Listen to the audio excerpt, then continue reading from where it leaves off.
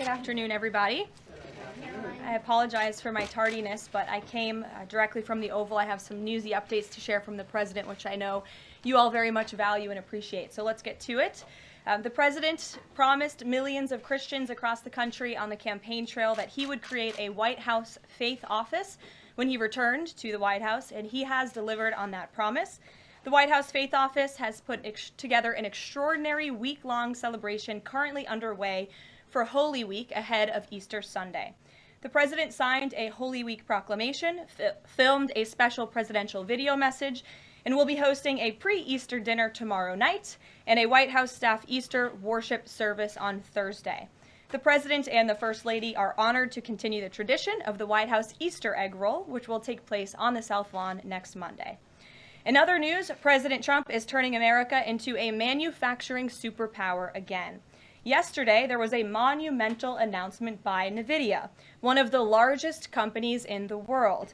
This is just the latest example. For the first time ever, chip-making giant NVIDIA will produce AI supercomputers entirely in the United States as part of its pledge to produce $50 billion worth of AI infrastructure in our country over the next 4 years. With their manufacturing partners, they have commissioned more than 1 million square feet of manufacturing space to build and test NVIDIA Blackwell chips in the great state of Arizona and AI supercomputers in the great state of Texas. NVIDIA's founder and CEO Jensen Huang touted how the engines of the world's AI infrastructure are being built in the United States for the first time. This is the Trump effect. This follows trillions in other U.S. investments announced already, including $500 billion from Apple in U.S.-based manufacturing and training, $100 billion from TSMC and U.S.-based chips manufacturing, and the $500 billion private investment led by OpenAI, Oracle, and SoftBank in artificial intelligence infrastructure. Under President Trump, we're going to produce the cars, the ships, the chips, the airplanes, minerals, and medicines that we need right here in America at the hands of American workers. On the border, President Trump continues to break records and protect our homeland. According to CBP, Border Patrol apprehensions along the southwest border for the entire month of March 2025 were lower than the first 2 days of March 2024 under Joe Biden. Incredible law enforcement officers are arresting violent illegal aliens from American communities every day. Here are a few examples from the latest ICE report, which I received this morning. ICE Los Angeles arrested a 54-year-old citizen of Mexico convicted of rape by threat, sodomy with a person under 14 years, and kidnapping in San Jose, California. ICE Houston has arrested a 23-year-old citizen of Mexico convicted of predatory criminal sexual assault of a child in Cook County, Illinois. ICE Houston arrested a 64-year-old citizen of Honduras convicted of murder in Los Angeles County, California. ICE Chicago arrested a 49-year-old citizen of Guatemala convicted of assault and arson in Prince Williams, Virginia, not far from here. ICE Denver arrested a 36-year-old citizen of Mexico who is registered as a sex offender and has been convicted of sexual assault of a child in Lake County, Colorado. ICE Baltimore arrested a 50-year-old citizen of China convicted of sex trafficking in Bel Air, Maryland. And ICE Boston arrested a 46-year-old citizen of Jamaica convicted of 3 counts of rape of a child and 2 counts of indecent assault and battery of a child under 14 in Boston, Massachusetts. President Trump and our administration will not rest until every single violent illegal alien is removed from our country. The safety of the American people is too important to settle for anything less.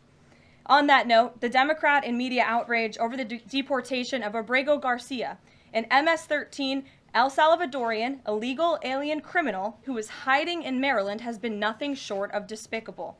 Based on the sensationalism of many of the people in this room, you would think we deported a candidate for Father of the Year. That's because, unfortunately, many in this country care more about this quote-unquote Maryland father, a legal alien MS-13 gang member, than a Maryland mother and an American citizen who was brutally murdered at the hands of a different illegal alien. Of course, I am referring to Rachel Morin. And if you didn't see yesterday, a Maryland jury found illegal alien Victor Antonio Martinez Hernandez guilty of murdering Rachel Morin in August of 2023. She was a 37-year-old mother of 5 who was jogging in an otherwise safe community northeast of Baltimore when this monster ambushed, strangled, and beat her to death before stuffing her brutalized body in a tunnel drain. The Morin family finally got justice yesterday, but they will never get Rachel back. Our hearts go out to Rachel's family, her 5 children, and her mother, Patty, who has suffered the unimaginable loss of her daughter. In case you missed it last week, President Trump signed a national security presidential memorandum directing federal agencies administering federal land on the border to make land available to the Defense Department in a new national defense area. This followed the president's Day 1 executive order committing his administration to marshal all available resources and authorities to stop the unprecedented flood of illegal aliens into our country and to obtain complete operational control of the borders of the United States of America. Once again, the president is fulfilling another key promise. This new national defense area spans more than 170 miles across our border in New Mexico. But in the coming weeks, this administration will add more than 90 miles in the state of Texas. This national defense area will enhance our ability to detect, interdict, and prosecute the illegal aliens, criminal gangs, and terrorists who were able to invade our country without consequence for the past 4 years under the Biden administration. It will also bolster our defenses against fentanyl and other dangerous narcotics that have been poisoning our communities. With all of this work being done to make America great again, we continue to see a positive response from the American public. A brand new poll published from the Daily Mail and JL Partners this morning found that President Trump's approval rating is at an all-time high. That's because the president is working tirelessly to keep his promises to the American people, as I just saw him doing today in the Oval Office. We have a reporter in our new media seat today, Matthew Foldy. I like your boots, Matt, who is the editor-in-chief of the Washington Reporter. Washington Reporter is a new, fast-growing outlet that breaks stories about legislation and interviews leaders in Congress and across the administration. The publication's readership includes the highest levels of business and government. And with that, please kick us off, Matt.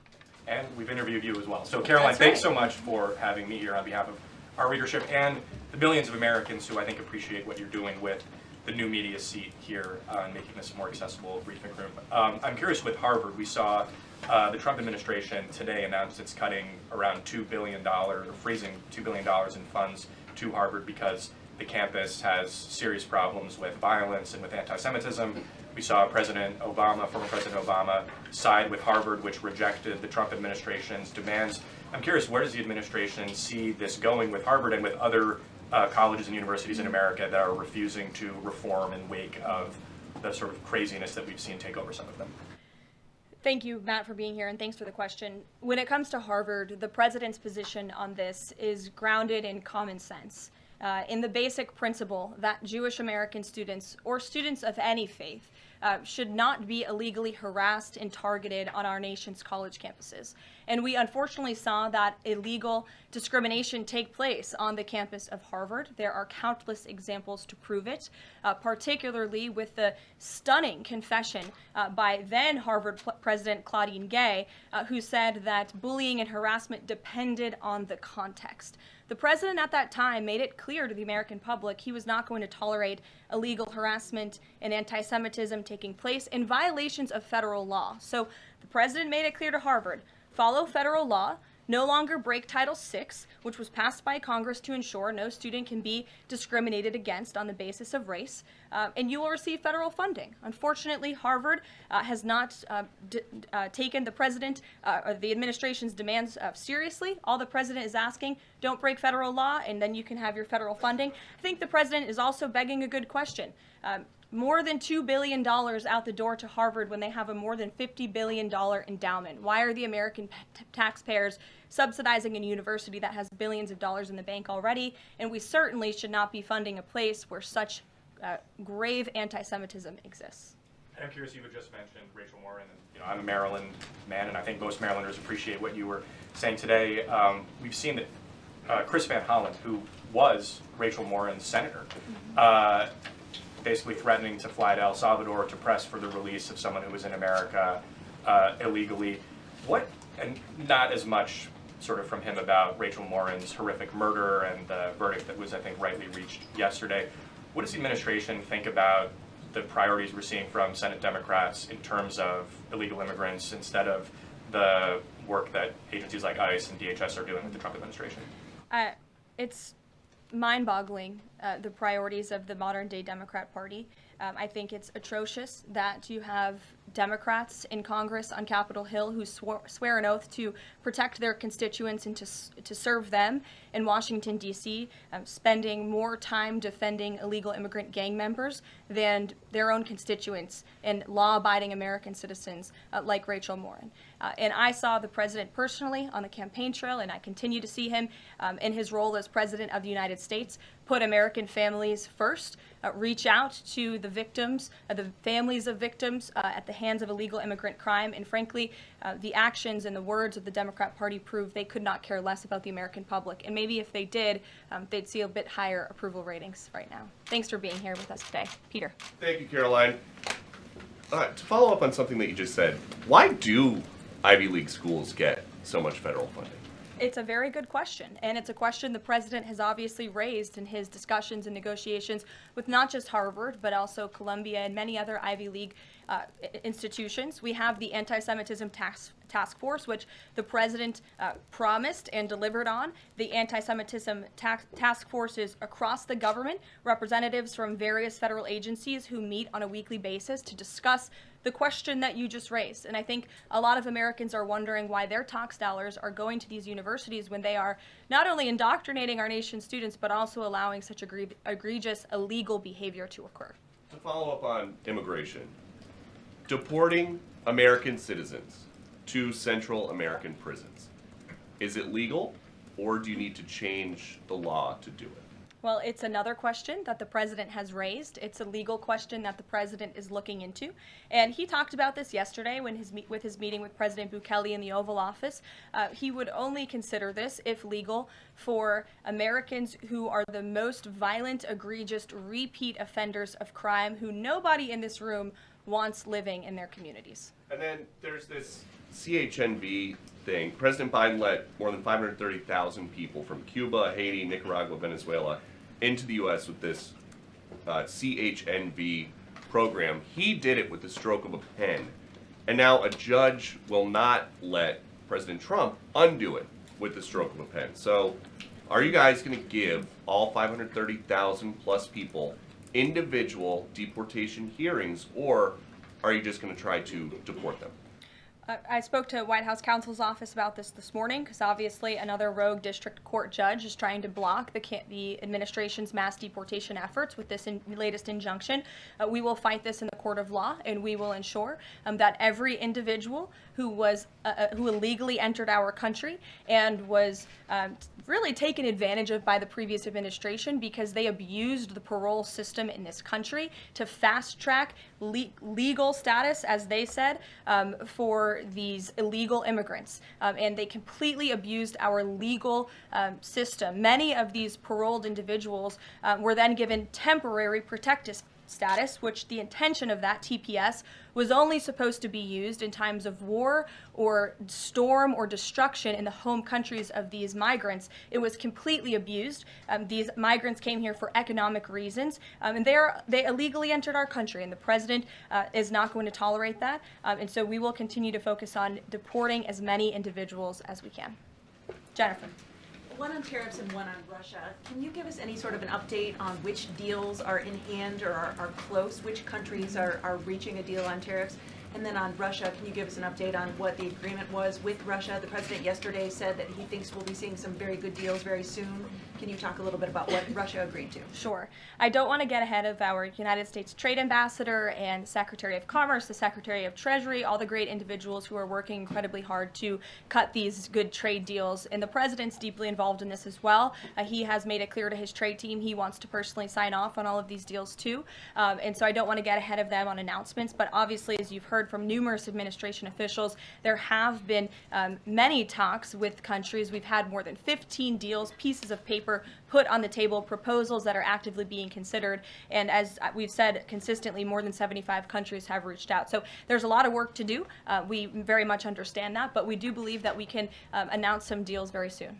And then on Russia, can you say, did Russia agree to anything with Special Envoy Steve Witkoff? I don't want to get ahead of those negotiations as well. What I can tell you is that they were a productive conversation was had. As the presidential envoy Steve Witkoff said last night, he believes that Russia wants to end this war, and the president believes that as well. There is incentive for Russia to end this war, and perhaps that could be economic partnerships with the United States, but we need to see a ceasefire first, and the president and the presidential envoy Witkoff made that very clear to the Russians. Gabe.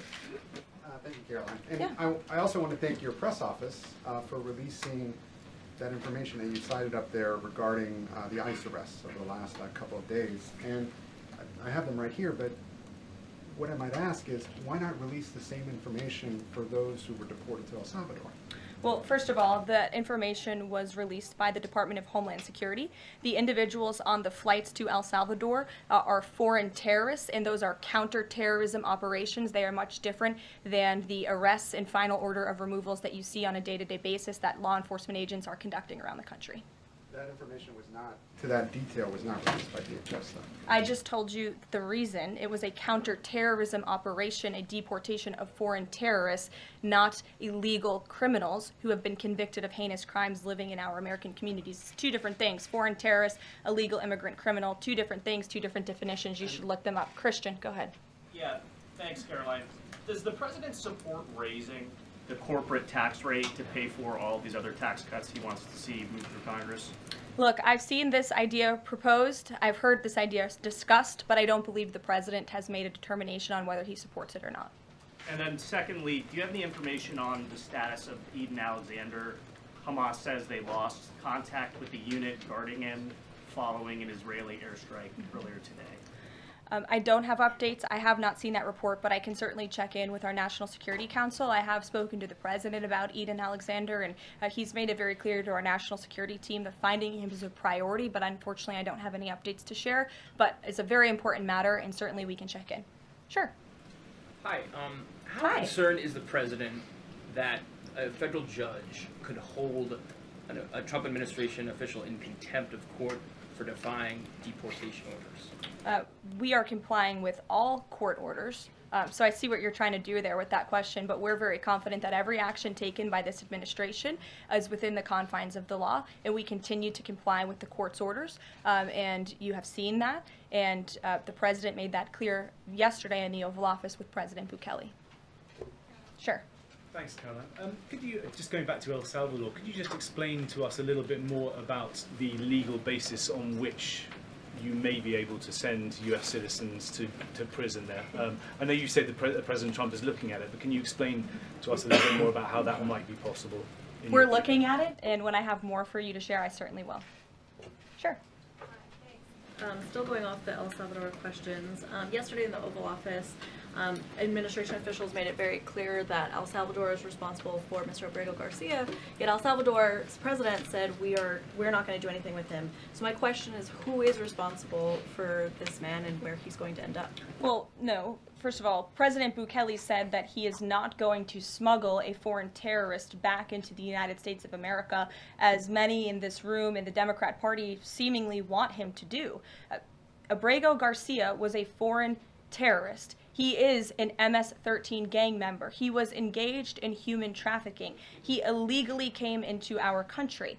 And so deporting him back to El Salvador was always going to be the end result. There is never going to be a world in which this is an individual who's going to live a peaceful life in Maryland, because he is a foreign terrorist and a MS-13 gang member. Not only have we confirmed that, President Bukele yesterday in the Oval Office confirmed that as well. So he went back to his home country, where he will face consequences for his gang affiliation and his engagement in human trafficking. I'm not sure what is so difficult about this for everyone in the media to understand, and it's appalling, truly appalling, that there has been so much time covering this alleged human trafficker and this gang member, MS-13 gang member. It's truly striking to me. Karen. Thanks, Caroline. The president was posting on Truth Social today about helping American farmers. And last week in his cabinet meeting, he was talking about a plan to work with farmers to retain workers who are in the U.S. illegally, provided that they leave and then come back through what he said would be a legal process. Can you give details on what that would look like? How many workers he's talking about? How long a plan like that would take to implement, and the timeline for more details on getting this actually to implementation? I can check in with our immigration and our policy team and get you some more details on that, Karen. And is this something he wants to roll out soon? I mean, he was talking back and forth with Secretary Rollins. Right. This is kind of imminent that he wants to do this. Yeah, look, the president is in constant communication with all of his cabinet secretaries, particularly Secretary Rollins, who has the backs of American farmers and ranchers. It's something that he spoke about with her in the front of all the cameras in the cabinet room, but I'll check in with not only our immigration team, but also with USDA, and we'll get you an answer. Jonathan. Hi, Caroline. Hi, it's great to see you in here. You too. The President has long said that it would be an abuse of power for a President to direct prosecutors to investigate him. Last week, President Trump explicitly directed the Justice Department to scrutinize Chris Krebs to see if it can find any evidence of criminal wrongdoing. How is that not an abuse of power to direct the Justice Department to look into an individual, a named individual? Look, the president signed that executive order. It's the position of the president in this White House that it's well within his authority to do it. Otherwise, he wouldn't have signed it. And he signed it, and that's his policy. Jeff, how you doing? Fine, thanks, Caroline. A follow-up on Harvard. The president floated on Truth Social, I believe, the possibility of removing tax-exempt status. How serious is that threat, and are there other universities he's considering? And then a follow-up question on foreign policy. What are your Can you give us an update on what the president hopes to come from the next round of talks with Iran? Sure. First, when it comes to Harvard, as I said, the president has been quite clear they must follow federal law. He also wants to see Harvard apologize, and Harvard should apologize for the egregious anti-Semitism that took place on their college campus against Jewish American students. There were professors who said that he had engaged in discriminatory behavior against Jewish students. Of course, you had the former president of the university saying bullying and harassment depends on the context. You also had an encampment on Harvard Yard that we all saw play out before the cameras. The university failed to impose formal discipline on any students for this anti-Semitic conduct violations, including the occupation of a campus building and the disruption of classes with bullhorns. The president believes Harvard should apologize to its Jewish American students for allowing such egregious behavior. As for the tax-exempt status, I would defer you to the IRS for any updates. I do want to answer your question on Iran, of course. The maximum pressure campaign on Iran continues, but as you know, the president has made it clear he wants to see dialogue and discussion with Iran while making his directive about Iran never being able to obtain a nuclear weapon quite clear. And the president spoke to the Sultan of Oman today, who helped facilitate these talks. I have a readout for all of you. He held a call with the Sultan of Oman today, and he thanked him for hosting the first direct meeting between the United States and Iran and emphasized the need for Iran to end its nuclear program through negotiations. The two leaders also discussed the United States' ongoing operations against the Houthis and emphasized that the Houthis will pay a severe price until they end their attacks on maritime traffic in the Red Sea. As you know, an additional negotiation between Steve Witkoff and Iran's representative has been scheduled for Saturday. And since these are ongoing negotiations, I have nothing more to add on that. Can I follow Iran? Sure. Oh, thank you, Caroline. When you said that the president said that Iran will never have nuclear weapon, is the focus on dismantling the entire nuclear program, or it just restricting enriched uranium or the missile program? The president does not want to see Iran have a nuclear program. He does not want Iran to obtain a nuclear weapon. He's been very clear about this. Shelby. Shelby, you have a seat today. I know, stole it. Glad to see it. Two quick ones on TikTok. First, is the president expecting to extend the TikTok ban that's now June 19th if China doesn't come to the table in time? Well, June 19th is a long ways away, obviously. I think it's 2 months away. 2 months is a long time, and the Trump administration, as you have all seen, we work at Trump speed around here. We get a lot done, so definitely don't want to get ahead. The vice president continues to lead these negotiations and talks. The president's involved, and they're ongoing. And then the president previously said he'd consider reducing tariffs on China in order to get a TikTok deal done. Is that option still on the table? Look, the president has made his position on China quite clear, although I do have an additional statement that he just shared with me in the Oval Office. The ball is in China's court. China needs to make a deal with us. We don't have to make a deal with them. There's no difference between China and any other country except they are much larger. And China wants what we have, what every country wants what we have, the American consumer. Or to put it another way, they need our money. So the president, again, has made it quite clear that he's open to a deal with China, but China needs to make a deal with the United States of America. Sure. On tariffs, yesterday in the Oval Office... Which outlet are you with? The Canadian Public Broadcaster. Oh, nice to see you. Thank you. Yesterday in the Oval Office, President Trump suggested that there could be some help for automakers. I'm wondering what that looks like. Is it tariff relief on the 25% tariffs that are in place right now, or the new tariffs that are coming up in May on auto parts? And a second on Canada, if I may. President Trump's tone when it comes to Canada-U.S. relations, Canadians have noticed it's shifted a bit in the past few weeks. Ever since the election campaign started, he stopped talking about Canada becoming the 51st state, at least publicly. I'm wondering if that's on purpose and why. I would reject the president's position on Canada has shifted. Perhaps he just hasn't been asked about Canada by questions from this group in the Oval Office, but they see him almost every day. But the president still maintains his position on Canada. The United States has been subsidizing Canada's national defense, and he believes that Canadians would benefit greatly from becoming the 51st state of the United States of America. As for autos and auto parts, I don't have anything to read out for you there, but I think the point the president was making is flexibility, and he has flexibility when it comes to negotiations and talks, but ultimately his goal in his fair trade deals that he is pursuing with many countries around the world is to put the American worker first. And we had automakers and auto workers here at the White House on Liberation Day who believe in this president and his negotiating ability to put them first and to bring those jobs back to the United States of America. And the president's been very clear about that in his conversations with the automakers as well. Deanna, go ahead. Thanks, Caroline. One on Ukraine and one on China. On Ukraine, this past weekend, Zelensky offered an invitation to President Trump, extending an offer for him to visit Ukraine. Just wondering if there's any update on that. Has Trump seen that offer and what he's thinking about? I don't know. Actually, I haven't talked to the president about that, or if he saw Zelensky's offer. I'm sure he did. I haven't spoken to him about it. I can ask him what he thinks. I certainly don't have any plans to share on a potential trip to Ukraine, though. And then on China, this last week, Chinese officials were posting videos on, social media sites depicting a Trump, J.D. Vance, Elon Musk, in AI-generated videos working in factories, putting together Nike shoes and iPhones and products like that. Does the White House, have they seen these videos? Do you guys have a response to that?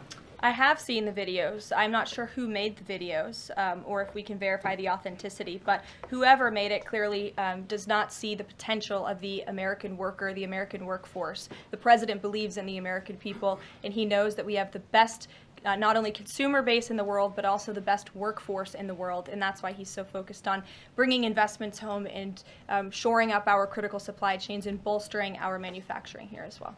Brett. Thanks, Caroline. Would the president support a ban on members of Congress trading stocks? I'm certain that's something the president would be interested in looking at, and I can ask him if he would support such a bill. Sure. Yes. I have a question about the president's post from this morning on farmers. He asked farmers to be patient and just hold on. But a lot of farmers that I've talked to in the last week or so have said, they're in the middle of spring planting season, and that a trade war makes everything sort of up in the air.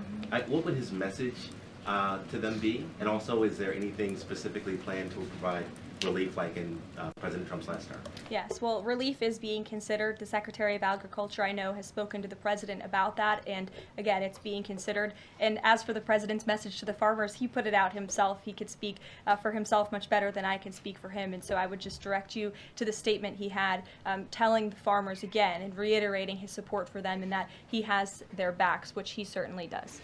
Kelly, in the back. Thanks, Caroline. Two questions.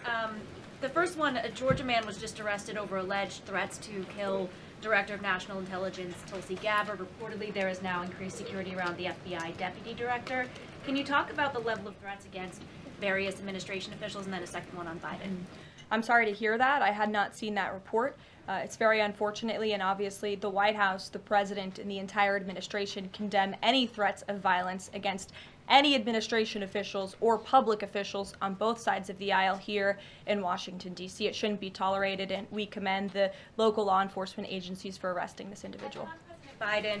Former President Biden, he's set to deliver his first major speech since leaving office tonight. He plans to talk about what I'm told will be Social Security under the current administration, closing of offices, longer wait times, harder for seniors and people with disabilities to access earned benefits, is what Democrats have been saying today. I wanted to get the president's response, or if he plans to respond to this, and comments on what Democrats are calling cuts to Social Security. My first reaction when seeing former President Biden was speaking tonight was, I'm shocked that he is speaking at nighttime. I thought his bedtime was much earlier than his speech tonight. I understand the topic of his speech will be Social Security. Let me make it very clear ahead of former President Biden's remarks. President Trump, is absolutely certain about protecting Social Security benefits for law-abiding, tax-paying American citizens and seniors who have paid into this program. He will always protect that program. He campaigned on it, he protected it in his first term, and he's back again to continue protecting it. On the topic of Social Security, I have some news before I let you all go. Later this afternoon, the president will be signing a presidential memorandum aimed at stopping illegal aliens and other ineligible people from obtaining Social Security Act benefits. The memorandum will direct the administration to ensure ineligible aliens are not receiving funds from the Social Security Act programs. It will expand the Social Security Administration's fraud prosecutor program to at least 50 U.S. attorney offices and establishes a Medicare and Medicaid fraud prosecution program in 15 U.S. attorney offices. The memorandum will also require the Social Security Administration Inspector General to investigate earning reports for individuals aged 100 or older with mismatched Social Security records to combat identity theft. And the memorandum will direct the Social Security Administration to consider whether to reinstate the use of civil monetary penalties against individuals who engage in Social Security fraud, an effort that has been paused for several years. These taxpayer-funded benefits should be only for eligible taxpayers. And President Biden should think about what he did in his last term, which is allow tens of millions of illegal people into our country, many of whom were fraudulently receiving these benefits. So you'll hear from the president on that later, and we will see you later in the East Room. Bye, guys. Thanks, Caroline.